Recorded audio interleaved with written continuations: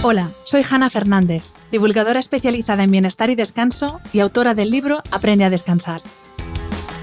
Quiero darte la bienvenida a un nuevo episodio de mi programa de podcast A Guide to Live Well, una guía práctica de bienestar en la que descubrirás de la mano de los mayores expertos cómo cuidar tu salud y tu entorno para vivir más y vivir mejor. Cuando hablamos de inflamación, tendemos a pensar que es algo negativo, pero en realidad se trata de una respuesta fisiológica de nuestro organismo frente a una agresión, del tipo que sea, frente a una infección, frente a un agente patógeno o frente a un traumatismo, por ejemplo. Es fundamental para nuestra supervivencia, no solo por su función de defensa frente a las agresiones, sino también por su implicación en los procesos de reparación de los tejidos afectados. Pero no toda inflamación es buena, eso es verdad. La que acabo de describir es la denominada inflamación aguda, que se produce de forma puntual. Es evidente, puesto que se hace visible a través de la hinchazón y el enrojecimiento de los tejidos, y tiene un objetivo claro: curar. Sin embargo, la que está minando nuestra salud y es el mejor ejemplo del estilo de vida cada vez menos sano que llevamos, es la que se denomina inflamación crónica de bajo grado, asociada a numerosos procesos patológicos crónicos, como la diabetes tipo 2, la obesidad, la enfermedad cardiovascular o el cáncer, todas enfermedades de la vida moderna. Hoy tengo el gustazo de contar en el podcast con Javier Fernández Ligero, dietista nutricionista y responsable de que algunas y algunos de nuestras y nuestros futbolistas de élite rindan a tope dentro y fuera del campo.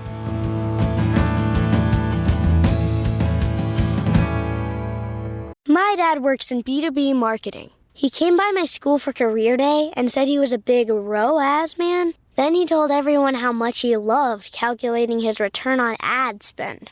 My friends still laugh at me to this day.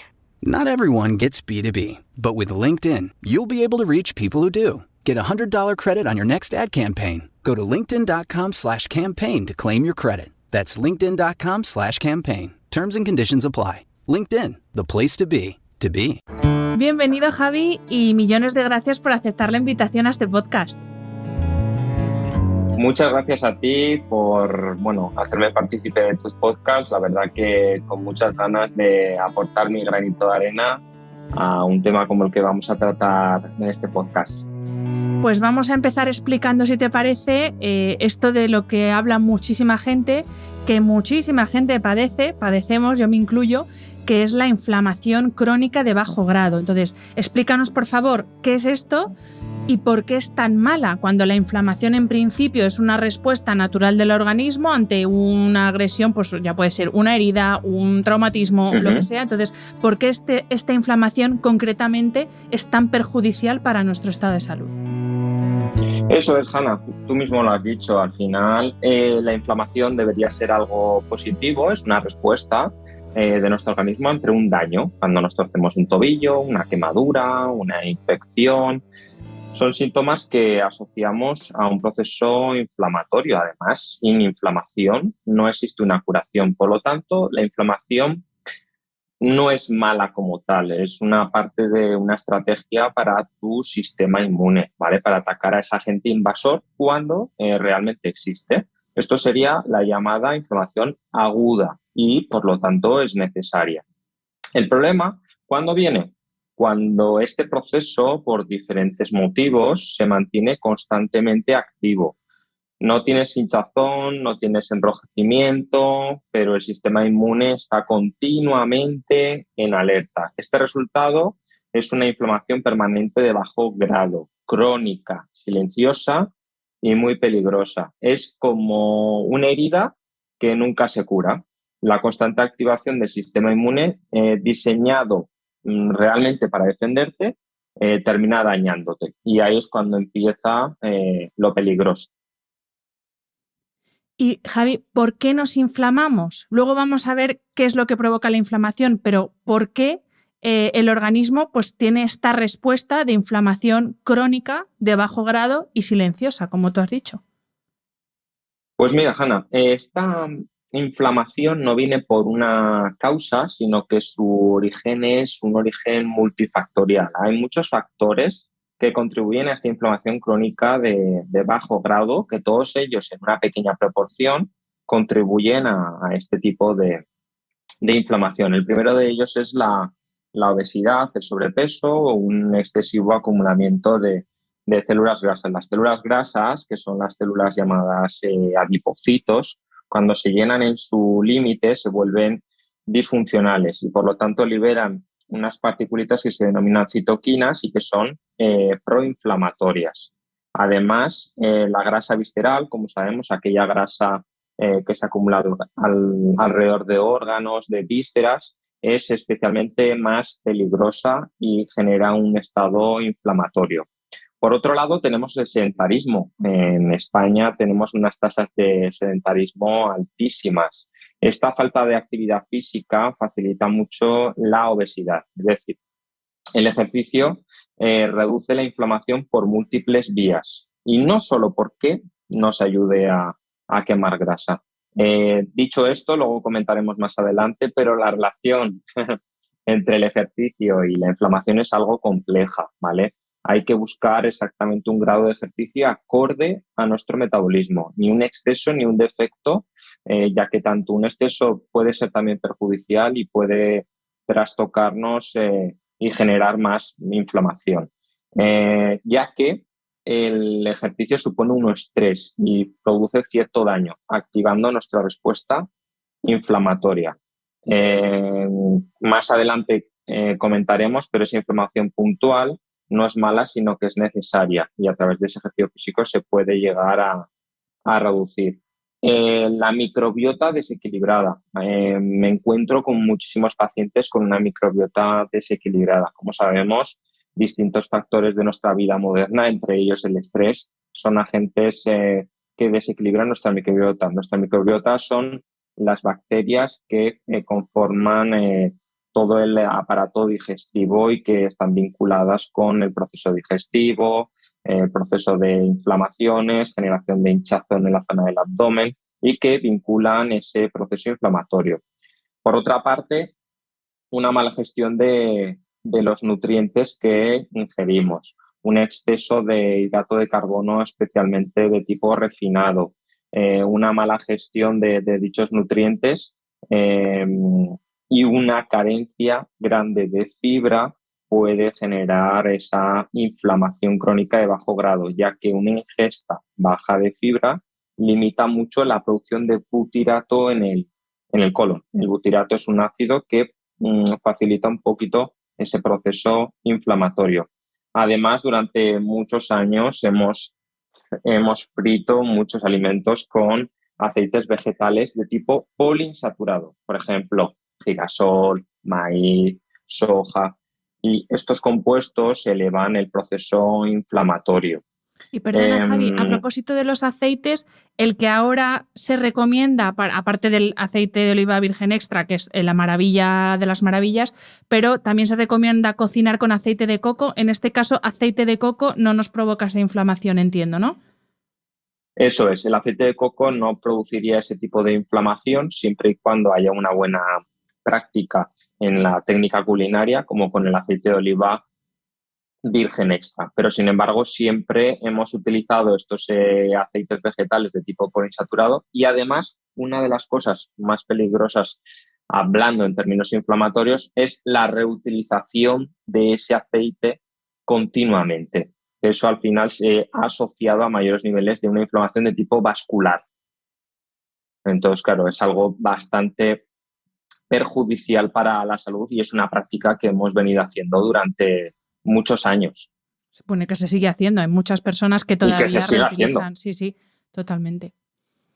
Y efectivamente. Quería preguntarte, y también ya para enlazar con la siguiente pregunta, si primero, si la inflamación de bajo grado tiene un componente genético, o sea, si es algo que heredemos de padres a hijos, y si es dependiente de características como sexo, edad, porque sí que es verdad que muchas mujeres durante el periodo experimentamos una inflamación. Bueno, hay algunas mujeres que ni se enteran y otras mujeres que, sin embargo, nos inflamamos muchísimo. ¿Es este mismo tipo de inflamación o es otra inflamación fruto de ese desajuste hormonal? Entonces, tiene componente genético y luego hablemos, si te parece, de esa parte más relativa a sexo, edad, etcétera.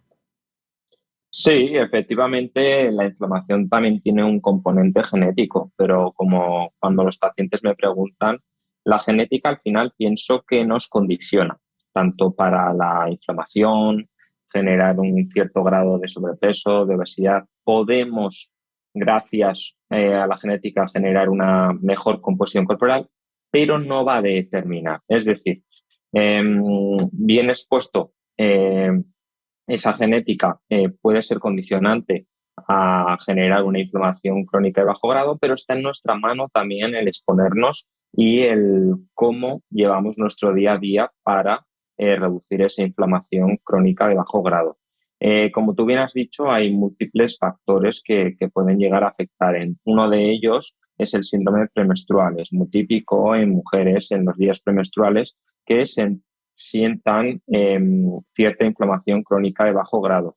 Al final, esta inflamación crónica viene a partir de una desregulación a nivel hormonal que hace desequilibrar cierta microbiota también a nivel intestinal y por lo tanto genera cierta inflamación, cierto hinchazón a nivel abdominal, falta de energía, carencia de capacidad para resolutiva. Entonces son síntomas muy típicos. La edad afecta mucho a términos inflamatorios. ¿Por qué?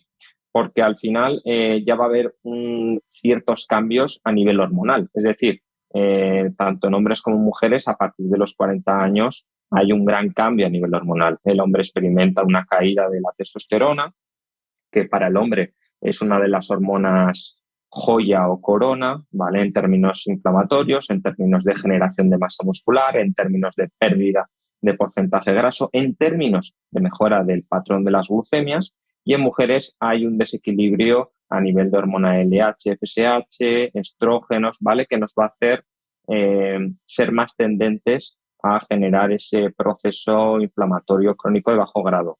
Por lo tanto, la frase de a más años tengamos, más nos tenemos que cuidar, bien es cierta. Porque más nos inflamamos, falta esa parte de la frase. Exacto, más nos inflamamos. Antes has mencionado las harinas refinadas, hemos hablado de los aceites, pero quería preguntarte por los alimentos que son proinflamatorios, porque también en esto, como hay tantas corrientes nutricionales, por así decir, ya yo por lo menos estoy bastante perdida, porque, por ejemplo, los lácteos, ¿son proinflamatorios o no? La carne roja, hay determinadas tendencias dietéticas que las suben al altar y otras que es como veneno. El azúcar, que en esto parece ser que estamos más o menos todos de acuerdo, pero ¿qué pasa con el azúcar moreno? ¿Qué pasa con la miel? ¿Qué pasa con el eritritol, ¿no? Es lo que se utiliza, ¿sí? Para endulzar. Eso es, eritritol, xilitol. Bueno, entonces, ¿qué pasa con todos estos productos que realmente, según la tendencia dietética de quien los mencione, son maravillosos o son súper proinflamatorios? Entonces, arrójanos un poco de luz, Javi, sobre estos alimentos. Sí. Mira, con respecto a todos estos grupos de alimentos que mencionabas, claro está que al final van a condicionar mucho sobre nuestra inflamación. Pero mira, te diría que más allá de un alimento en sí no te va a generar una inflamación crónica de bajo grado. Claro está que la puede determinar, pero no la va a condicionar. ¿Por qué? Porque carne roja sí que es un alimento que mal utilizado en una praxis donde semanalmente hagamos un consumo abusivo de carne roja, probablemente nos genere cierto patrón inflamatorio. Así como, por ejemplo, el azúcar o el hidrato de carbono. El hidrato de carbono no es el malo de la película, pero un consumo de hidrato de carbono mal gestionado, que en gran parte de las personas que acuden a consulta veo que está mal gestionado, puede generar un proceso inflamatorio. Por ponerte un ejemplo, que más y que menos se levanta por la mañana, a las 7, las 8 de la mañana, y lo primero que hace nada más levantarse es tomarse un par de tostadas de pan blanco con mantequilla, mermelada. Ahí, claro está, estamos generando un pico de glucemia muy alto, donde nuestro cuerpo va a deber de secretar mucha insulina. Estos picos de glucosa de subidas y bajadas, que se llaman glucemia ascendiente de sierra. ¿Por qué? porque a lo largo del día van a tener muchas subidas y bajadas, porque vamos a depender mucho de ese hidrato de carbono, van a generar un estado inflamatorio en nuestro metabolismo. Luego, claro está, hay alimentos que siempre bien gestionados, como por ejemplo son las frutas, las verduras, los alimentos ricos en omega 3, el aceite de oliva que antes hemos comentado, el té, la proteína de suero, son alimentos que bien utilizados y bien gestionados en nuestro día a día pueden reducir esa inflamación o al menos hacernos menos propensos a la misma. Y en concreto los lácteos, que eso también es un caballo de batalla y según donde mires hay que tomarse 5 raciones de lácteo al día y según donde mires es también como un veneno. ¿Qué sucede con los lácteos? Pues mira, los lácteos va a depender mucho del metabolismo de esa persona. No todo el mundo responde de igual manera a los lácteos. Hoy en día hay muchas personas que son intolerantes a la lactosa o que alimentos con lactosa les sienta mal o generan digestiones a nivel pesado. Yo siempre soy partidario de siempre que se hagan las pruebas pertinentes y que la persona no muestre ninguna sintomatología adversa, incluirlos en un protocolo nutricional. Claro está, con cabeza y como todo en esta vida, todos los excesos al final son negativos, ¿vale? Como antes hemos comentado de la carne roja, al igual de los lácteos. Yo en mi forma de ver la nutrición sí que los considero unos aliados, pero siempre bien gestionados y siempre partiendo de que las pruebas de tolerancia a esos lácteos en el paciente sean admisibles.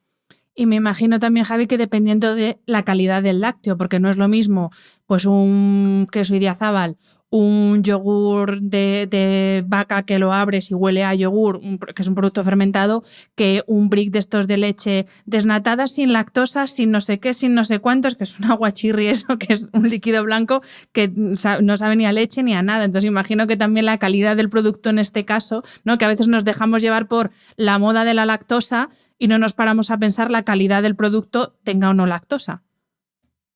Ahí le has dado, ahí justamente le has dado. Me encuentro en consulta con muchos pacientes que hasta hace nada creían que un buen lácteo era un Actimel o un Petit Suisse o determinados lácteos que habitualmente consumimos en el mercado, ¿no? Al final este tipo de lácteos no traen ningún tipo de beneficio para nuestro metabolismo. Entonces, en muchas ocasiones englobamos en un mismo grupo por haber consumido algún lácteo en los últimos tiempos que nos sentaba mal. A mí me gustan lácteos, por ejemplo, como el kefir de vaca o de cabra u oveja, ¿vale? El kefir al final es un alimento también que va a enriquecer mucho nuestra microbiota, como hemos comentado antes, y el buen estado de nuestra microbiota va a permitirnos estar mucho menos inflamados. Entonces, como tú bien has dicho, muchas veces vamos al mercado y conseguimos leches enriquecidas en calcio, con ricas en vitamina B, A, de todo tipo, ¿no? Entonces, pienso que no hay que irse tanto por las ramas, sino que saber y conocer los lácteos de calidad que hoy en día podemos disponer. Perfecto. Oído cocina. No tenemos que dejar de comer queso. Apuntamos. Que a mí es que yo siempre que cuando empecé a trabajar contigo, porque tengo que decir que Javi me está ayudando a mí a ver si consigo controlar un poco mi inflamación y creo que te lo puse en el cuestionario, te dije, amo el queso y el jamón. O sea, por favor, queso y jamón. Me lo pusiste, Sí. aún me acuerdo. Y otra de las cosas que te dije también es que yo entreno CrossFit y para mí el ejercicio es mi válvula de escape. Pero también lo hemos adelantado antes, no solamente nos inflama la comida, sino que también el ejercicio mal gestionado, tanto en exceso como en defecto, has hablado del sedentarismo, también nos puede agravar o nos puede provocar esa inflamación. Tú trabajas con deportistas de competición, no ya que yo soy de la calle normal y corriente, pero sí que trabajas tanto con deportistas de élite como con pacientes que somos muy deportistas y eres muy insistente precisamente con ese tema. Entonces, explícanos qué pasa con el ejercicio y con la inflamación y esa relación tan compleja que nos adelantabas antes que tienen. Exacto. Mira, al final el ejercicio tiene que estar bien adaptado y supeditado un poquito a nuestro día a día. Lo visto yo, como sabes, siempre me gusta trabajar con analíticas sanguíneas de tal forma que podamos ver cómo se encuentra metabólicamente ese paciente. Entonces, me encuentro que en muchas ocasiones el ejercicio visto como válvula de escape, porque vivimos en una sociedad, pienso, donde el estrés es la pandemia del siglo XXI y donde utilizamos ese ejercicio físico para calmar ese sistema nervioso, me encuentro muchas veces con pacientes de que entrenan 5 o 6 veces por semana en altas intensidades. Esto al final lo que realiza es una hiperactivación de ese sistema nervioso, donde entramos en un vínculo donde se libera mucha adrenalina, mucha noradrenalina, porque al final nuestro cuerpo en pulsaciones altas se prepara para un estado de alerta, de alarma o de huida. Entonces, ese estado de alerta, de alarma o huida de forma repetida en el tiempo a lo largo de una semana, muchas veces lo que genera es esa hiperactivación del sistema nervioso que puede, como tú bien sabes, afectar también en nuestro descanso, en nuestra reparación, en nuestro eje hormonal, en nuestra tiroides y puede generar cierta inflamación. Por ello, el ejercicio debe ser siempre nuestro aliado, pero hay que regular muy bien esas dosis de ejercicio. ¿Cómo? Autorregulándose. Probablemente, pues cuando estemos pasando por una etapa de estrés, quizás habría que individualizarlo mucho, ¿no? Pero 3, 4 sesiones de ejercicio físico de buena intensidad podrían ser suficientes. ¿Por qué? Porque en muchas ocasiones me encuentro pacientes de que hasta doblan sesiones en un día porque andan muy estresados y es su válvula de escape, y esto al final lo que haces es entrar en un bucle donde tú quieres perder peso, mejorar tu composición corporal, bajar la inflamación, donde reduces la cantidad de calorías que tú quieres consumir a lo largo del día porque te picas contigo mismo, aumentando el ejercicio físico, y el cuerpo responde generando más inflamación porque entra más en estado de alerta. Es decir, a menos nutrientes entran y a más demanda a nivel metabólico, el cuerpo se protege. ¿Y cómo se protege? Generando esa inflamación y esa retención de agua, que nos hace vernos con una composición corporal mucho menos estética y mucho menos visual. Tal cual. O sea, ha descrito mi caso tal cual y el de creo, de muchas personas, pero es que efectivamente es ese círculo del que cuesta mucho salir, y precisamente tú lo has dicho, es que intentas calmar el sistema nervioso muy activo con un ejercicio de mucha intensidad, y sí que es verdad que al momento te notas como más relajado, pero yo, por ejemplo, si hago eso, un ejercicio de mucha intensidad a las 7 de la tarde, yo esa noche no voy a pegar ojo, porque mi sistema nervioso ya como que se da la vuelta y dice, ahora bonita, vas a ver tú, te voy a alterar yo a ti. Y precisamente hablando de esto, vamos a hablar de, por supuesto, no podemos no hablar de sueño y de descanso, y cómo la falta de un descanso adecuado, que es una de las cosas en las que tú también haces mucho hincapié con las personas con las que trabajas, cómo la falta de descanso contribuye también a esa inflamación. Claro, eso es. Al final, tú eres la experta en tema de descanso, pero son procesos que al final se retroalimentan. La inflamación dificulta el sueño y el descanso, como también esa sobreactivación de ese sistema nervioso producida por ese ejercicio físico, y la falta de sueño eleva la inflamación. Y diremos, ¿y por qué eleva esa inflamación? Pues porque la falta de sueño afecta sobre nuestras hormonas, afecta sobre la liberación de grelina, que está muy vinculada con el apetito. Y claro, si hay mayor liberación de grelina y tenemos más apetito, nos van a entrar más ganas también de generar pequeños antojitos a lo largo del día. Quizás ya no nos valen con esas 3 comidas al día, sino que queremos generar algún picoteo más, y especialmente de hidrato de carbono de tipo simple, unas galletitas, un trocito de pan, a media mañana o a media tarde, porque nuestro sistema nervioso está demasiado hiperactivado. Entonces, estamos retroalimentando esa inflamación que ya parte para generar aún mayor descontrol de glucemias. Que, como tú bien sabes, además, cuando un sueño no es de calidad o un descanso no es de calidad, las glucemias también al día siguiente son más inestables. Entonces, al final son procesos que se van retroalimentando entre ellos. This episode is brought to you by Etsy. Oh. Hear that? Okay. Thank you. Etsy knows these aren't the sounds of holiday gifting. Well, not the ones you're hoping for. You want squeals of delight. Happy tears. How Did you? and spontaneously written songs of joy. I am so happy. Oh yeah, oh yeah, oh yeah. Okay, the song needs a bit of work, but anyway, to get those reactions, make sure everyone on your list feels heard with handmade, handpicked, and designed gifts from small shops on Etsy. Gifts like personalized jewelry, custom artwork, cozy style items, vintage pieces, and home decor to celebrate all of your favorite people and their specific kind of special. For original gifts that say, I get you, Etsy has it. ¿Y qué pasa, Javi, en el caso de personas que puede que nos estén escuchando y digan, bueno, pues yo no me mato en el gimnasio, entonces no entiendo por qué tengo esta inflamación que yo tengo si no me mato en el gimnasio, tampoco como excesivamente mal, duermo relativamente bien? Y es que no solamente el ejercicio, la comida o la falta de descanso nos inflaman. Hay otro estresor que es como la madre de todos los estresores, que es la mala gestión del estrés, es decir, esa parte emocional que hasta hace relativamente poco no se consideraba en los temas relativos al cuerpo. Estábamos como disociados y ahora cada vez hay más profesionales como tú que entendéis que si lo que hay en la cabeza no está funcionando bien, el resto del cuerpo lo va a reflejar de alguna manera. Entonces, ¿cómo nos afecta, de nuevo, esa mala gestión emocional o mala gestión del estrés a la inflamación?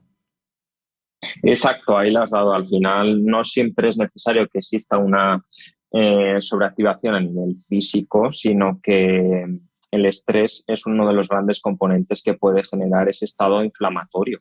Ante una amenaza, nuestro cuerpo se activa el llamado sistema nervioso simpático. Al final, este sistema nervioso simpático es responsable de una respuesta de lucha o huida, ¿vale? Entonces se eleva nuestra frecuencia cardíaca, nuestra presión sanguínea, los músculos se tensan, se dilatan las pupilas y, por lo tanto, hay una liberación también de citoquinas, que, como hemos comentado antes, son sustancias proinflamatorias. Al final es una respuesta a todo este estrés, toda esta sobreactivación del sistema nervioso, ya que lo único que quiere nuestro cuerpo es el estrés, realmente es necesario. ¿Por qué? Porque si no, no nos conseguiríamos levantar por la mañana, no llegaríamos a nuestras reuniones de trabajo, no estaríamos atentos frente a atender a nuestros clientes o pacientes, pero el problema viene cuando esto viene en un estado sobredesmedido, ¿no? Que ahí es donde viene la ansiedad o el estrés más de tipo crónico y genera esta inflamación. Al final genera desequilibrios en la microbiota, genera esa inflamación crónica de bajo grado, genera una desregulación a nivel de glucemias, nos hace depender más del hidrato de carbono para relajar ese sistema nervioso que tan alterado está. Entonces, claramente es uno de los factores que están muy vinculados con esa inflamación crónica de bajo grado. Y volviendo al tema de la nutrición, en este caso, una de las herramientas de las que más hablan muchos profesionales del ámbito de la nutrición es el ayuno. Pero también es verdad que el ayuno intermitente no es algo que sea como para todo el mundo y sea la panacea para todo. Entonces, en el caso de la inflamación, ¿el ayuno intermitente es una herramienta efectiva? Exacto, tú bien lo has dicho. Al final el ayuno intermitente es una herramienta nutricional más que hay que ver y estudiar realmente si en una persona y en ese contexto para esa persona realmente es idóneo. ¿Y qué tipo de ayuno intermitente? No es lo mismo un ayuno de 12 horas que 16, pero sí bien es cierto de que es una herramienta nutricional que claramente va a favorecer la reducción de la inflamación. Al final vamos a conseguir principalmente dos cosas. Una de las dos cosas es que el primero de ellos es que va a mejorar todo ese territorio a nivel intestinal. Al final, al dejar de consumir alimentos ciertas horas, le estamos dando como un cierto descanso a ese intestino, ¿vale? De tal forma que no se libere tanto ácido clorhídrico que se está generando por la fermentación de esos alimentos. Entonces, al final vivimos en una sociedad donde continuamente picoteamos y siempre nos has dicho tienes que comer 5 veces al día, tienes que comer 6 veces al día, con lo cual nos pasamos el día realizando procesos digestivos. Esto también puede llegar a generar una inflamación y no va a favorecer la reposición de esa flora intestinal o esa microbiota intestinal. Y el segundo de los beneficios que tiene el ayuno intermitente en lo que se refiere al sistema inmune es la autofagia, es el proceso que comienza a partir de la última ingesta cuando se registra un cierto descenso en esa glucosa y tu organismo se siente la necesidad de buscar otros recursos energéticos. Es decir, la ruta nerviosa simpática se activa, se libera adrenalina, noradrenalina y dopamina. Por lo tanto, claramente el ayuno intermitente es una herramienta que favorecería a esa reducción de ese proceso inflamatorio. Y otra de las herramientas que si hay algún paciente tuyo escuchándonos le va a sonar seguro son las míticas caminatas de 40-45 minutos, si es posible por la mañana en ayunas y si no, pues antes de la cena. ¿Por qué caminar desinflama? Y esto también haciendo referencia a lo que hablábamos antes del ejercicio, que es verdad que también ahora como que se está despreciando un poco el ejercicio, pues eso, que parece que caminar ya no vale para nada y caminar como complemento, al parecer, sí que ayuda, ¿no, Javi? Exacto. Tú bien lo has dicho, al final es algo que de primeras parece que si vamos a una consulta de un médico o de un nutricionista y si no nos manda a hacer CrossFit y pádel 7 veces por semana, parece que eso no va a funcionar, ¿no? Al final hay que ir regulando claramente qué tipo de ejercicio físico vamos realizando. Ni solo caminar va a ser suficiente para mejorar nuestra salud, porque hay que incorporar ese ejercicio de fuerza, ni un ejercicio de fuerza desmedido va a beneficiar nuestra salud y nuestros valores energéticos sanguíneos, así como la inflamación. Pues bien, como tú bien has dicho, el simple hecho de caminar, salir a caminar a paso rápido por la mañana, en torno a 105, 110 pulsaciones por minuto, durante unos 40-45 minutitos, no es más. Y si además esta caminata se realiza al aire libre mientras te da el sol, ¿para qué? Para que esos fotones puedan tocar la piel y al mismo tiempo vas a obtener los beneficios que nos da ese ejercicio.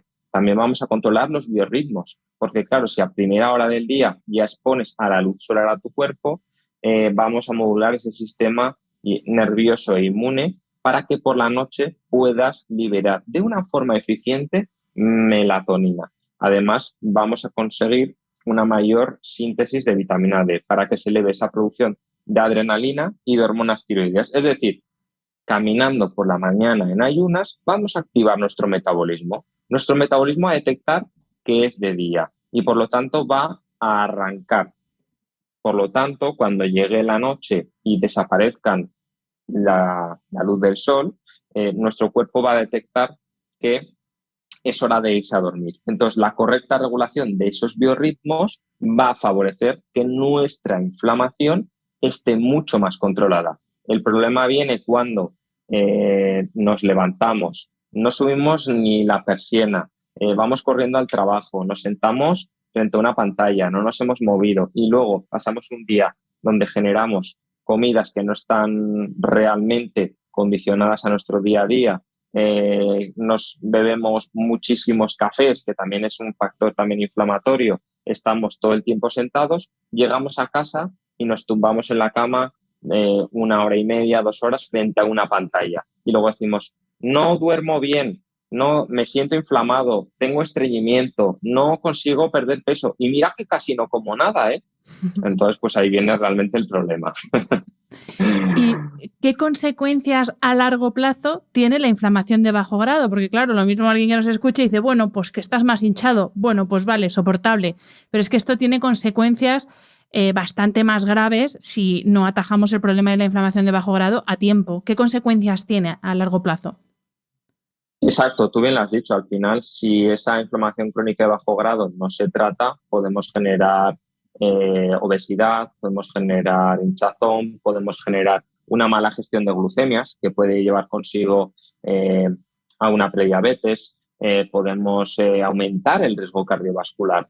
Entonces, siempre tenemos que prevenir mucho cualquier tipo de enfermedad. Entonces, si cambiamos nuestros hábitos desde que nos damos cuenta o desde ya un inicio, todo luego realmente va a ser mucho más fácil para prevenir cualquier tipo de enfermedad y luego evitar cualquier consumo de fármaco y demás y que ya se haga tarde. Una de las consecuencias que más, no tan a largo plazo, sino a medio plazo, de la inflamación de bajo grado es la resistencia a la insulina. Ya hemos hablado en algún episodio sobre esto, pero te quería pedir que nos vuelvas a explicar qué es la resistencia a la insulina y cómo es ese juego cortisol-insulina para que la gente entienda la importancia, o mejor dicho, para que la gente entienda por qué levantarse a las 6:30, 7 de la mañana y meterse 2 tostadas de pan blanco con mermelada, mantequilla y un café con 2 azucarillos de azúcar no es lo más indicado. Entonces, ¿nos puedes explicar, Javi, qué es la resistencia a la insulina, que si no se trata puede acabar derivando en una diabetes tipo 2, y cómo es ese juego cortisol-insulina en las mañanas? Eso es, como tú bien has explicado, el cortisol, la insulina, las glucemias juegan un papel muy importante en la inflamación crónica de bajo grado. De hecho, gran parte de los pacientes puedo observar en analíticas como el cortisol, que para los que nos estén escuchando, al final el cortisol se libera en una señal respuesta a nuestro estrés y es un factor neoglucogénico, es decir, que va a romper fibras musculares para generar glucosa, haciéndonos depender más de esa glucemia. Y ese cortisol se libera cuando hay un estrés desmodulado, tanto físico como emocional. Las glucemias, la insulina y la resistencia a la insulina están muy vinculados. Al final, la resistencia a la insulina es cuando hay una muy mala gestión de las glucemias y nuestro cuerpo es incapaz de ya poder regular esas glucemias y poder estabilizarlas. Por lo tanto, nuestro páncreas se ve muy forzado a esa producción de insulina para poder regular esas glucemias. Comprendido, Javi. Otro de los términos de los que más estamos oyendo hablar ahora mismo, muy asociado a la inflamación, es el término inflammaging. ¿La inflamación nos hace envejecer más rápido y peor? No solo más rápido, sino que peor.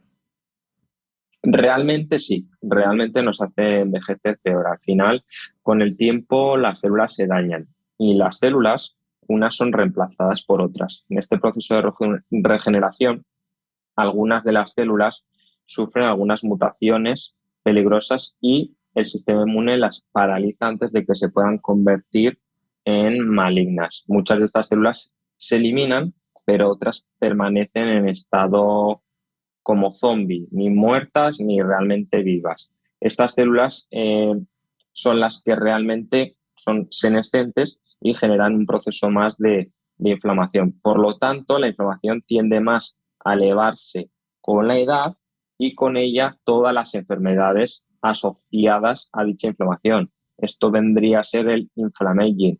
Al final también con el paso de los años tendemos a movernos menos, generar peor balanceo de glucemias. Como hemos comentado antes, a nivel metabólico, nuestro metabolismo con el paso de los años no nos ayuda. ¿Por qué? Porque suelen existir desregulaciones a niveles hormonales que favorecen también esta inflamación. Por lo tanto, cuanto más años pasen, más nos tenemos que ir cuidando. Que no quiere decir que no nos tenemos que cuidar desde un principio, ni mucho menos, porque cuanto antes tengamos claro cuáles deben ser nuestros hábitos, más lejano vamos a ver siempre este proceso inflamatorio. ¿Y cómo sé si estoy inflamada o inflamado sin necesitar un análisis? O sea, si yo me pongo ahora delante del espejo, tanto para verme físicamente como haciendo un poco de ejercicio de introspección para ver cómo estoy internamente, ¿cómo sé si sufro inflamación de bajo grado?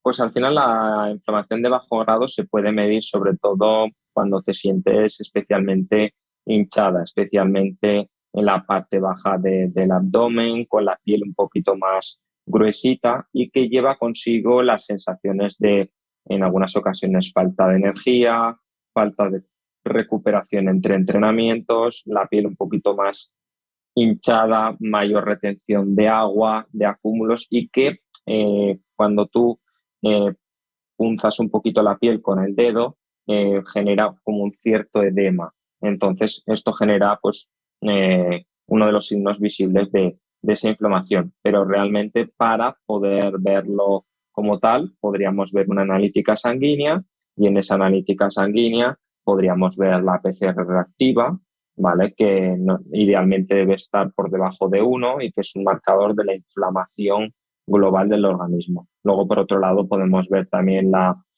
la PCR reactiva de alta sensibilidad, la velocidad de sedimentación globular, ¿vale? Que son parámetros en analíticas que efectivamente van a verificar que existe cierta inflamación crónica de bajo grado. Y bueno, imagínate que hay una persona que ya sin los análisis, solamente con los rasgos físicos que has descrito, que también son aplicables a hombre, Javi, también, ¿no? Sí, también son aplicables a hombre. Pues imagina que una persona que nos está escuchando ya solo con esa descripción dice, vale, claramente yo padezco inflamación de bajo grado. ¿Por dónde empezamos? Aparte de, por supuesto, lo primero, recurrir a un profesional de la salud, pero ¿cuáles son esos primeros pasos en cuanto a tipo y cantidad e intensidad de ejercicio? Primero vamos con el ejercicio, luego vamos con alimentación y luego vamos con suplementación. Pero primero, ¿por dónde empiezo en términos de ejercicio? Pues mira, en cuanto al ejercicio físico, de forma general, como tú bien has dicho, el hecho de implementar una caminata por la mañana de 40 a 45 minutos, como hemos comentado antes, va a ser uno de los factores que nos va a ayudar a ese proceso desinflamatorio, además del ejercicio de fuerza, siempre bien gestionado, en 2-3 sesiones por semana, si nos encontramos inflamados, espaciadas entre ellas, al menos por 24 horas o más, van a generar cierta desinflamación. Si nos hemos pasado por exceso o por defecto, tratar de regular en este rango de ejercicio físico para conseguir este efecto desinflamatorio. Vale, en cuanto a alimentación, ya hemos hablado antes de esos alimentos que debemos evitar porque son claramente proinflamatorios, pero se me ha olvidado preguntarte por las grasas, que por fin, después de años en la cultura del fat free, por fin se habla de la importancia para la salud, ya no solo física, sino también de nuestro cerebro, de consumir grasa, de comer grasa buena. Entonces, quería preguntarte por cómo es una alimentación o cómo debería ser nuestra alimentación incluyendo este nutriente tan importante. Y aquí sí me gustaría que nos hablaras de una suplementación que yo, por ejemplo, la estoy tomando y la verdad es que para mí ha sido un cambio radical, sobre todo en términos de concentración, que es la suplementación con DEA, que también está Instagram lleno de gente diciendo que toma DEA. Pues antes de comprarnos cualquier cosa por ahí, vamos a ver esto para qué sirve. Eso es, tú bien lo has dicho. Al final, las grasas son muy útiles en estados inflamatorios. ¿Por qué? Porque por un lado van a modular mucho nuestras glucemias. Al final, las grasas son alimentos que nos van a permitir saciarnos, que nos van a permitir también salir de ese ciclo donde picoteamos demasiado y dependemos mucho del hidrato de carbono. Y por otro lado, van a aportar ese omega 3 necesario también para nuestro metabolismo y el correcto balanceo de ese eje hormonal.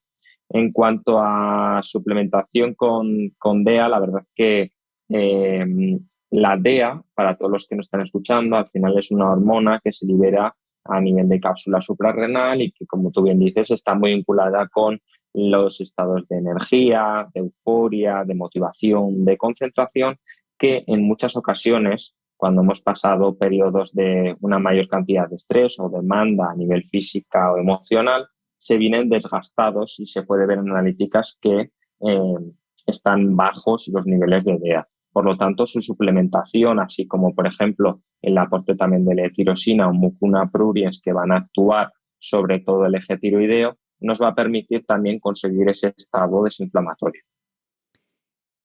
Y siguiendo con el tema suplementación, en momentos, por ejemplo, de falta de energía, pues lo típico que se dice es, pues tómate un multivitamínico de estos de farmacia cualquiera, ¿no? Toma vitamina C, toma vitaminas. Pero las personas que trabajamos contigo, seguro que esto es común a muchos, también para mí ha sido también un antes y un después, una suplementación que no conocía, que es Quintón. Bueno, no sé si es la marca, pero voy a decir la marca porque no sé cómo denominarlo. Es Quintón hipertónico, que es para recuperar sales minerales, entiendo, ¿no? Pero esto prefiero que lo expliques tú, Javi, porque al final eso, uno se vuelve muy loco, que si me suplemento con los aminoácidos, los no sé qué, las proteínas, el batido de no sé cuántos, y al final lo mismo, lo único que necesitamos es regular ese desgaste y esa pérdida de sales minerales que tenemos por un ejercicio intenso, por ejemplo. Entonces, ¿qué es esto del Quintón? Eso es, ahí le has dado. El Quintón hipertónico, como tú bien dices, la marca es Agua de Mar, ¿vale? Donde engloban al final para mí es uno de los suplementos más importantes y, como todos los pacientes que me estén escuchando, uno de los más utilizados en mi consulta. Son sales minerales. Cuando empezamos a desinflamar una persona, para mí son fundamentales. Cuando empiezas a desinflamar, pierdes líquido rápidamente, eliminas muchos minerales, y de ahí que a los 4 o 5 días la persona pueda desplomarse, sentir falta de energía, especialmente cuando retiramos un poquito la pauta de hidrato de carbono y le estamos ayudando a esa persona a salir de ese círculo vicioso un poquito con el hidrato de carbono de índice glucémico alto. Pues presenta un desplome de la presión arterial, puede presentar cansancio, lipotimia, algunos calambres. Es por ello que el agua de mar es un excelente suplemento, porque tiene hasta 84 minerales que son al final biodisponibles y que entran directamente a través de nuestra mucosa intestinal, con la relación sodio y potasio exactamente igual a la que tenemos nosotros en el metabolismo. Entonces, por lo tanto, nos va a permitir mantener una presión arterial correcta, un balanceo de minerales correcto, una energía correcta, que en muchas ocasiones está muy vinculada con esa concentración, con ese foco cognitivo que está muy influenciado en las primeras horas del día. Dejaré de todas formas en las notas del episodio enlace a estos suplementos para quien quiera saber más, que sepáis, que tengáis ahí la información. Pues vamos a terminar ya la entrevista, Javi. Te voy a hacer la última pregunta. Hemos hablado de sueño y de descanso a lo largo de la entrevista en distintos momentos, pero sí que me gustaría que, para cerrar la entrevista, nos hablaras de la importancia que tiene dormir, el hecho físico de dormir, para todo, o sea, para nuestro metabolismo, para mantener un peso saludable, para rendir físicamente. Como he dicho antes, tú trabajas con deportistas de élite. ¿Qué importancia tiene dormir y qué consecuencias ves tú en tu práctica diaria que tiene no dormir y no descansar adecuadamente en tus pacientes? A todos los niveles, físicamente, cognitivamente, emocionalmente, a todos los niveles. Eso es, como tú bien has dicho, dormir es algo fundamental, y pienso que dormir no es lo mismo que descansar. Al final, la falta de horas de sueño genera una tensión física y emocional que genera cierta inflamación natural del cuerpo. El cuerpo se está protegiendo frente a esas falta de horas de sueño. Durante el sueño y el descanso, los órganos desempeñan labores de reparación. Hay una síntesis a nivel de hormonas. Por ejemplo, en el hombre se secreta una liberación de testosterona, como que me he comentado antes, está muy vinculada con la energía, con la euforia, con las ganas de entrenar, de generar masa muscular. La mala costumbre de trasnochar o dormir menos de 8 horas diarias o de 7 puede a medio o largo plazo originar problemas de salud como resultado de esa inflamación. Influye al final mucho. Si tú descansas bien, hay una buena liberación de la hormona T4, para que esa hormona T4, que es hormona tiroidea, posteriormente tenga su correcta conversión a hormona T3. La hormona T3 a nivel tiroideo es la fracción activa, que es la que está vinculada con la energía, con la euforia, con la concentración, con las ganas de hacer cosas, con la sensación de levantarte de la cama y irte a comer el día que se te viene por delante, no el posponer el despertador 10, 15 veces o 5 veces porque no tenemos energía. Esa sensación es significativa de que algo va mal, o una mala regulación a nivel hormonal o de energía, o que el descanso no ha sido el correcto. Si descansas peor, como he comentado, afecta al metabolismo, provocando, por ejemplo, una menor liberación de hormonas como la testosterona, que al final se libera por la noche. La liberación de insulina también se ve afectada, por lo tanto las glucemias se ven afectadas. Hay una mayor liberación de grelina, que por lo tanto nos va a hacer picotear más al día siguiente. Por lo tanto, el descanso es fundamental, es algo fundamental. Podemos entrenar perfectamente, podemos comer como reyes, podemos llevar los mejores suplementos de mercados, que nada va a funcionar si no descansamos. Pues nada más que añadir, solo una frase que yo uso mucho, que es que el sueño es la navaja suiza de la salud. Y es que es tal cual, tú lo has dicho, es que puedes estar comiendo súper bien, haciendo el ejercicio que tienes que hacer, pero si no hay un descanso y una recuperación nocturna, pues te va a servir de muy poco todo eso que haces. Así es. Totalmente. Pues Javi, infinitas gracias por tu tiempo, por habernos arrojado un poco más de luz sobre este mal que nos afecta a tantas personas, que es la inflamación de bajo grado. Y bueno, pues como siempre ya habéis visto que esto no depende de una sola variable, que como somos un todo y está todo relacionado con todo, pues al final tenemos que cuidar no solo lo que comemos, lo que nos movemos, lo que dormimos, sino también lo que pensamos, porque hay pensamientos o mala gestión de los pensamientos que también nos inflama. Así que, Javi, muchísimas gracias. Ha sido un placer. Millones de gracias a ti. Tenía muchas ganas de poder aportar mi granito de arena a tus maravillosos podcasts y ha sido un placer hacerlo de tu mano. Así que espero que les ayude a todas las personas que lo escuchen y nos vemos en los próximos. Y por supuesto, quien quiera hablar con Javi porque necesite ayuda, porque no sepa para dónde tirar, podéis encontrarle en Instagram como NutriLigero. Os lo dejo también en las notas del episodio para que podáis contactar con él. Millones de gracias, Javi. Un abrazo. A ti por todo. Espero que hayas disfrutado del episodio. Este programa de podcast es independiente y en abierto gracias al apoyo económico de marcas que apuestan por mi trabajo y confían en mí para ayudarles a comunicar su mensaje.